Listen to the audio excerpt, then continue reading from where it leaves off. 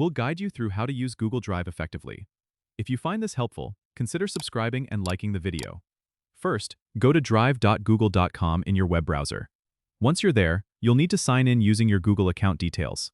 If you don't have an account, click on Create Account to set one up. Now, on the main page of Google Drive, you'll see a button on the left that says New.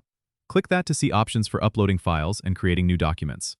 If you want to upload a file from your computer, click File Upload. Select the file you want, and it will automatically upload to your drive. For organizing your files, it's a good idea to create folders.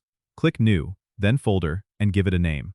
You can drag and drop files into this folder to keep everything tidy. If you need to share a file or folder with others, right-click on it and select Share. Enter the email addresses of the people you want to share with, and set their permissions to view, comment, or edit. You can also generate a shareable link if you prefer. To collaborate on Google Docs or Sheets, open the file and click Share at the top right, then follow the same steps as sharing. Google Drive also has a feature called Priority, where you can organize your most used files for quick access. Just click on Priority on the left panel and start adding files.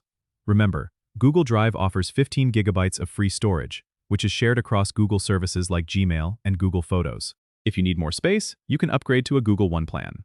Finally, don't forget to regularly check your Shared with Me section to see files others have shared with you. This helps keep you up to date with any collaborative projects.